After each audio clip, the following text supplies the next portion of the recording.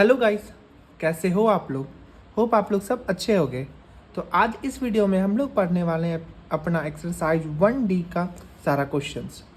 तो चलिए इसी के साथ पढ़ते हैं। सबसे पहला क्वेश्चन क्या है कि define rational number, irrational number और रियल नंबर। तो होता क्या ये सब है, चलिए समझते हैं। सबसे पहले रैशनल नंबर क्या होता है। रैशनल नंबर है ना, ऐसा नंबर को बोलते हैं जिसको हम लोग P/Q के फॉर्म में लिख सकते हैं। और P और Q है ना इंटीजर होना चाहिए, और Q का जो वैल्यू है वो 0 के बराबर नहीं होना चाहिए। एग्जाम्पल के तौर पे आप यहाँ देख सकते हो। एग्जाम्पल क्या दे सकते हैं रैशनल नंबर का, जैसे 2/5 है दे सकते हैं, आप 10 दे सकते हो, 20 कुछ भी दे सकते हो, जहाँ वो P/Q के फॉर्म में रहना चाहिए और Q का जो वैल्यू है वो 0 के बराबर नहीं रहना चाहिए। अब आजा दूसरे में, इरेशनल नंबर क्या होता है।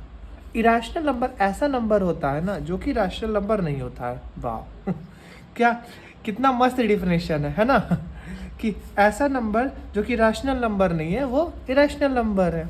और रियल नंबर का तो और भी इससे भी मस्त है। रियल नंबर क्या बोलता है ना कि ऐसा नंबर जो कि रैशनल नंबर है और इरेशनल नंबर है वो रियल नंबर बन जाएगा। या तो वो रैशनल हो या इरेशनल हो, कुछ भी हो वो रियल नंबर होगा। The number which are rational और irrational number are called real number. कितना मस्त डिफिनेशन है ना। इसी के साथ बढ़ते हैं हम अपने नेक्स्ट क्वेश्चन नंबर 2 के तरफ। Classify the following number as rational number और इरेशनल नंबर। कि हम लोग को बताना है इसमें से ये जो सारे नंबर दे रखे हैं वो रैशनल नंबर है या इरेशनल नंबर है। इसके साथ आप इससे पहले आपको एक चीज़ पढ़ना पड़ेगा। ये रुको देखो कि डेसिमल में जब भी कुछ रहेगा तो उसको 2 पार्ट में डिवाइड करना है। सबसे पहला टर्मिनेटिंग, दूसरा नॉन टर्मिनेटिंग। टर्मिनेटिंग मतलब क्या होता है ना कि ऐसा नंबर जो कि ख़त्म हो जाए। फॉर एग्जाम्पल मैं बता दे रहा हूँ कि अगर मान लो 10/8 है, ठीक, तो उसको हम लोग कैसे कर लेंगे, 8, 10, या फिर ऐसे रखो एग्जाम्पल 1/8 रखो, तो इसको पॉइंट दे दो तो ये 10 बन जाएगा ना। 1/8 है तो 1 रखे, 10 तो 1 टाइम्स में 8, ये 2, 0, 2 टाइम्स में 16, 40, 5 टाइम्स में 40। अब देखो इसका रिमाइंडर क्या बचा, रिमाइंडर कुछ नहीं बचा, तो ये मतलब हो गया ये टर्मिनेट हो गया। रिमाइंडर अगर कुछ नहीं बचा तो मतलब ये टर्मिनेट हो गया। तो इसका आंसर इसी को हम लोग बोलते हैं टर्मिनेटिंग डेसिमल। और टर्मिनेटिंग डेसिमल हमेशा कौन सा नंबर आएगा, रैशनल नंबर। अब आ जाएगा नॉन टर्मिनेटिंग। नॉन टर्मिनेटिंग मतलब ये आगे चलते जाएगा, इसका कोई भी मतलब ये रिमाइंडर नहीं बच रहा है, ये ख़त्म ही नहीं हो रहा है, लगातार चल रहा है। अब नॉन टर्मिनेटिंग में भी 2 टाइप आता है, रिपीटिंग, नॉन रिपीटिंग। होता क्या है देखो, रिपीटिंग क्या होता है। रिपीटिंग मतलब हो गया ना, जैसे कि आप है ना इसको करते हो 1/3 करते हो तो क्या होता है, 3 को 10 से डिवाइड कर दो तो 0 पॉइंट आ जाएगा। मतलब 1/3 है तो 1 से किया पॉइंट दिए तो 10 हो गया, तो 3 3 ज़ा 9, ठीक। तो फिर बचा 1, फिर 0, 3 3, मतलब फिर 9, फिर 1 10, फिर 3, फिर 9, ऐसे ऐसे, मतलब ये ऐसे 3 3 3 3 चलते चल जाएगा।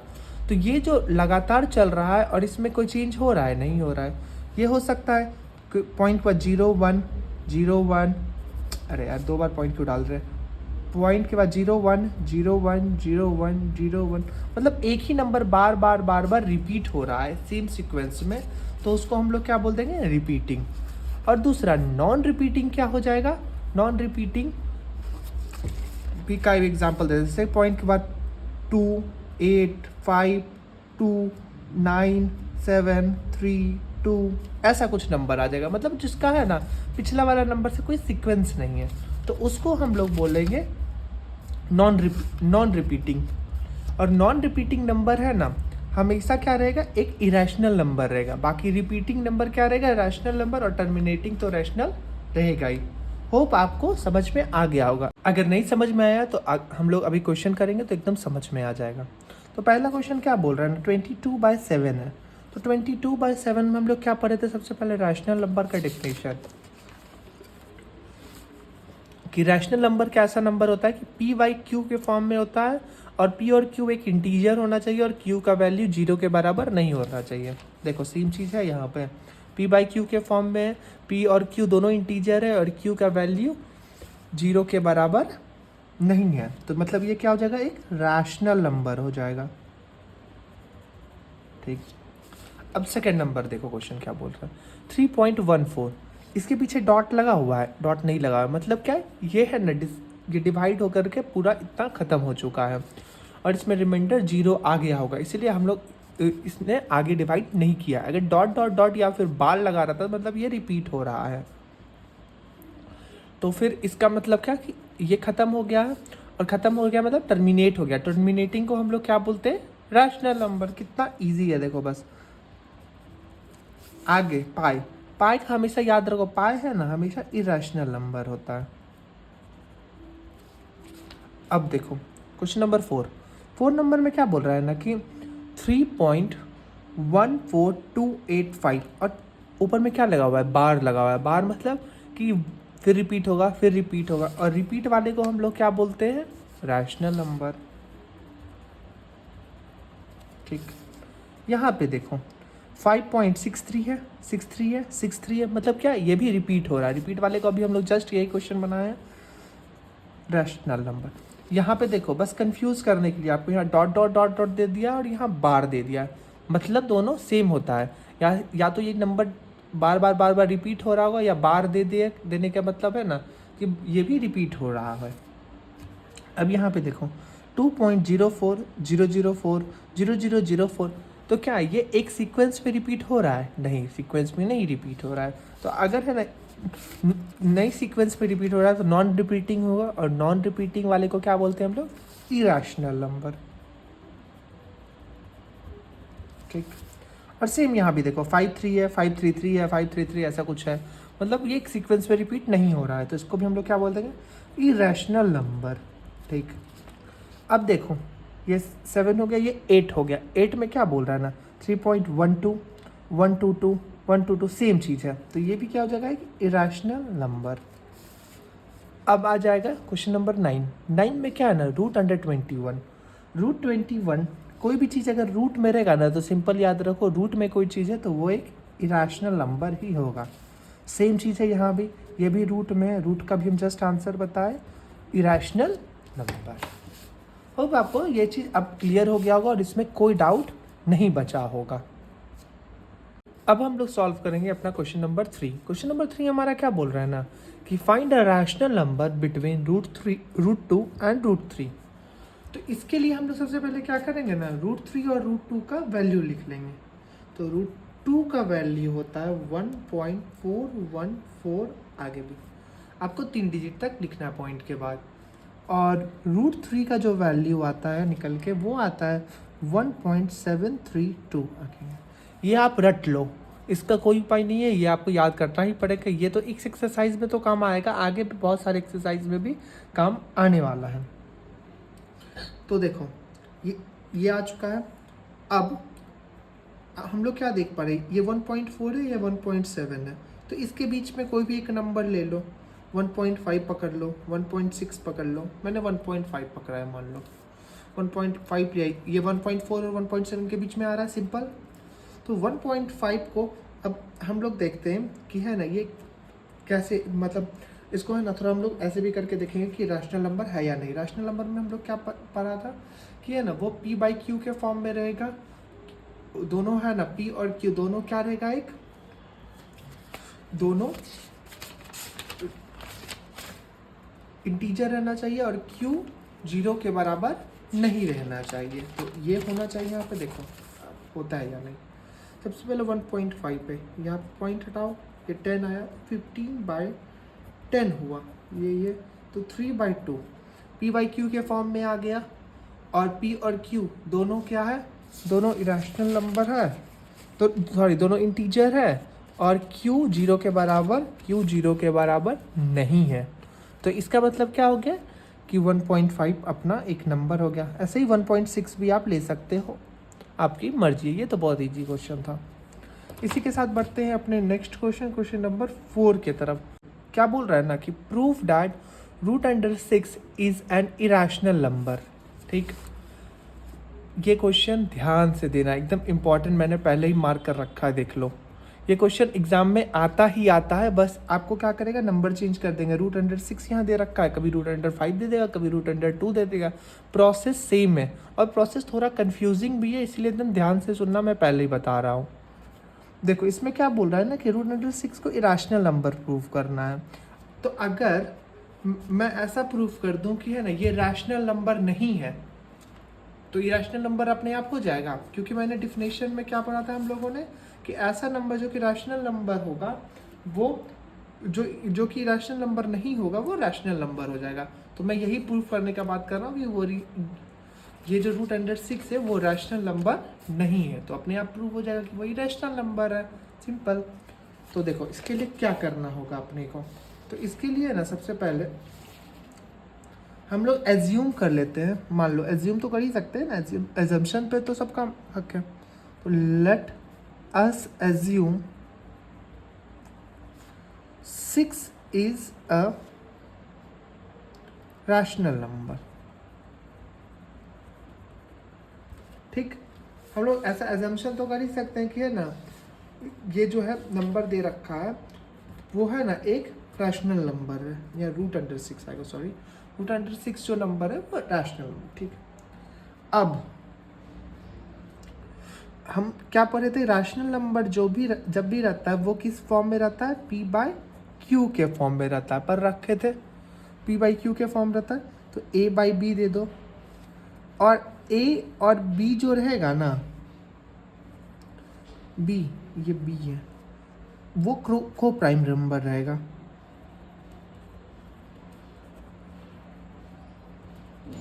को प्राइम नंबर मतलब क्या होता है ना कि A और B का जो फैक्टर्स रहेगा ना सेम, वो बस 1 रहेगा। 1 को छोड़ करके और कोई फैक्टर सेम नहीं होगा। अगर मान लो अगर सेम फैक्टर रहता है तो और वो कट जाता है ना साथ में, सिंपल। तो 1 को छोड़ के और कोई भी है ना फैक्टर सेम नहीं हो सकता। तो अब इसको आ जाओ, इसको है ना स्क्वायर कर दो, स्क्वायरिंग बोथ साइड। तो ये 6 का √6 का स्क्वायर 6 हो जाएगा, और A में स्क्वायर करोगे तो A स्क्वायर हो जाएगा, और B का स्क्वायर करोगे तो B स्क्वायर हो जाएगा। सिंपल। अब हम लोग इसको ऐसे लिख सकते हैं, देखो कि B का स्क्वायर जो है A²/6 है। ये तो लिख सकते हैं सेम, इसको बस इधर भेज दिए, इसको इधर भेज दिए, कोई दिक्कत अभी तक, कोई परेशानी नहीं। तो इसका मतलब क्या हो गया ना कि A² इज डिवाइडेड बाय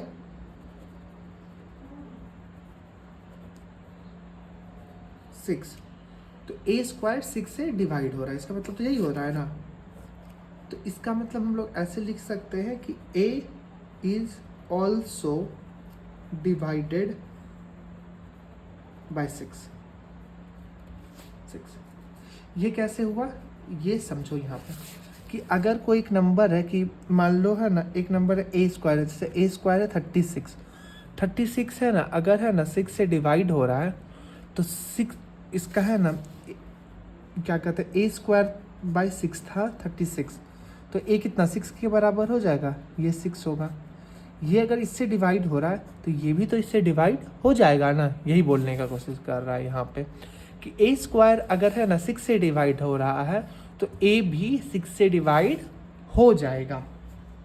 ठीक है, अब आगे हम लोग क्या लिखेंगे कि है ना इसको फिर वापस इधर भेज दो कि 6B² = A²। इसको ऐसे रख लो, लिख सकते हैं ना इसको ऐसे, 6 इधर भेज दिए तो 6B² = A²। ठीक, अभी तो कोई दिक्कत नहीं होना चाहिए, नहीं हो रहा है सर, ठीक है। अब मान लो कि है ना कोई एक नंबर था है ना 36, ठीक, और इसको है ना हम लोग डिवाइड कर दिए 6 से, ठीक। तो यहाँ पे कोई एक नंबर तो आएगा ना, यहाँ पे मान लो 6 आ रहा है, ये 36 से एग्जाम्पल लिए बस, यहाँ पे कुछ भी आप 30 भी ले सकते हो, तो यहाँ 5 हो जाएगा, 5 हो जाएगा, 30 ऐसे कैंसिल कैंसिल। तो 30 का जो इसका जो वैल्यू आएगा वो हमेशा इस दोनों का मल्टीप्लिकेशन होगा, 6 × 5, तो 30 = 30 हो जाएगा ना। तो सेम चीज़ है, सेम चीज़ हम बताएंगे अभी कि then we get C as a quotient। मतलब क्या कि है ना, जब हम लोग है ना a को डिवाइड कर देते हैं, यहाँ पे डिवाइड कर रहे थे ना कि a को है ना हम लोग 6 से डिवाइड कर रहे थे, तो कुछ तो आएगा ना यहाँ पे आंसर। यहाँ पे a को हम लोग जब 6 से डिवाइड कर रहे थे, यहाँ पे कुछ तो आंसर आएगा, जो आंसर आएगा ना उसको हम लोग C मान लिए, मान लो ये बोल रहे हैं हम, C को क्वेश्चन मान लिए। अब a = 6C लिख सकते हैं ऐसा, a = 6C, जैसे हम लोग लिखे थे 30 = 6 × 5, तो वैसे ही लिख देंगे a = 6 × C, वही लिखती हैं, देख लो। अब इसको भी स्क्वायर कर दो both side, squaring both side, अगर इस दोनों को तो क्या हो जाएगा, ये a² = 36C² हो जाएगा, हो जाएगा सर। अब देखो आगे, यहाँ पे मैं बना देता हूँ, थोड़ा स्पेस खत्म हो चुका, इधर जगह इधर भी जगह नहीं है, ठीक है, या फिर न्यू शीट ही ले लो, किसी कन्फ्यूजन में रहना। अब यहाँ तक मैंने बना रखा था कि a² = 36C², ठीक है। अब आगे देखो क्या बोल रहा है, 6, यहाँ पे मैंने क्या रखा था, यहाँ पे a² का वैल्यू क्या होता था, 6b², यहाँ से इस इक्वेशन से निकाल रखे थे ना, सेम इसको पुट कर देंगे a² की जगह, a² की जगह करेंगे तो 6b² हो जाएगा, = a² की जगह लिख लिए cb², और ये आ जाएगा 36c², ठीक। 6 × 1 = 6, 6 × 36, तो निकल के क्या आया अपने सामने कि b² जो है वो 6c², यहाँ पे लिख लो फ्रेश में, b² जो है 6c² के बराबर है, ठीक है। तो b² / 6 = c², ये आ गया। तो b² इज डिवाइडेड बाई 6, ये तो ऐसा ही बता रहा है, b² 6 से डिवाइड हो रहा है ना, वही लिख देंगे। तो देयरफॉर कि b is also divided by 6,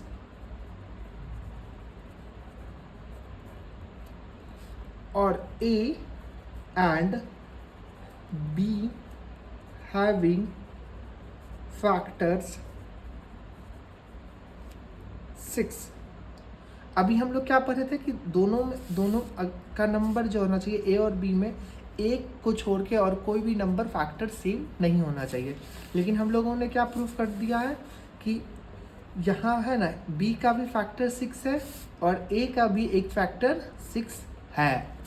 तो मतलब कि ये जो नंबर है, ये नंबर क्या हो सकता है, ये नंबर रैशनल नंबर नहीं हो सकता है। और हम लोग पढ़ रखे थे कि जो नंबर रैशनल नंबर नहीं होता है वो इरेशनल नंबर होता है, simple.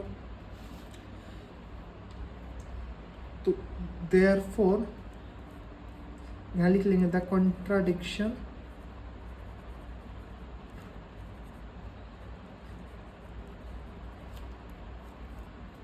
arises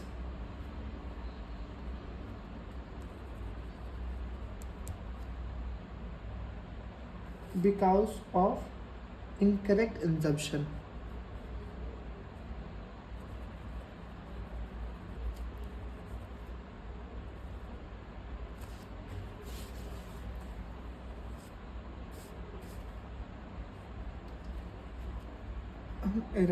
The contradiction arises by assuming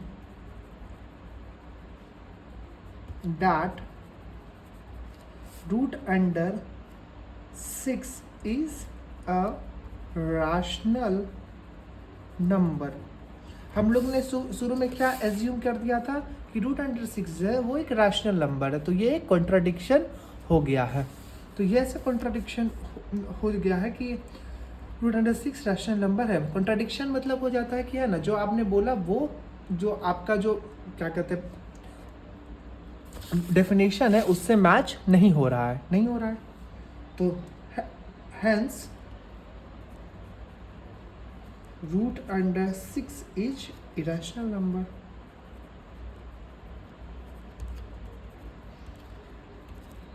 hope आपको ये समझ में आ गया। देखो इसका कोई शॉर्टकट ट्रिक नहीं है, जहाँ पे है ना डिवाइड करना ही पड़ेगा, जहाँ स्क्वायर करना है आपको वहाँ स्क्वायर करना ही पड़ेगा। इसका कोई ऐसा शॉर्टकट नहीं है कि आप इस मेथड नहीं इस मेथड से बना लोगे। इसको ऐसे ही बनाया जाता है और ऐसे ही प्रूफ किया जाता है, और ये एग्ज़ाम में एग्जामिनर्स का one of the most favourite question है। बार बार क्यों, मैं आपको एक एग्जाम्पल के साथ दिखाता हूँ।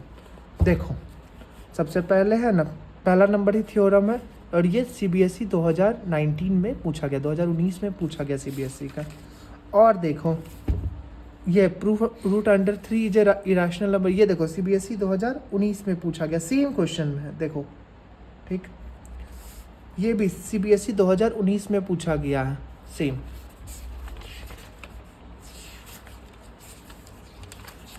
ये देखो अभी वाला जो क्वेश्चन था, ये तो पूछा नहीं गया IGC में, लेकिन पूछा जा सकता है, हो सकता है 2024 बोर्ड्स में ही आपसे 2025 बोर्ड्स में ही आपसे पूछ लिया जाए।